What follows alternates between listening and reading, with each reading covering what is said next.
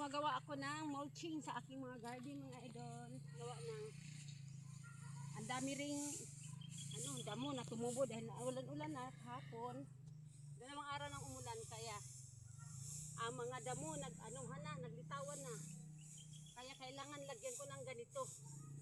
Dayami ng palay para sa aking mulching. Kasi wala man ako pamiling mulching, ito na lang muna. Itong dayami ng palay, pero double purpose to mga idol. Gawa ng pag nabulok na ito, isang organic fertilizer din ito. Kaya, ganito lang kasimple ang paraan. Simple tips pero epektibo mga idol. Gawa ng may mulching na, may organic fertilizer pa.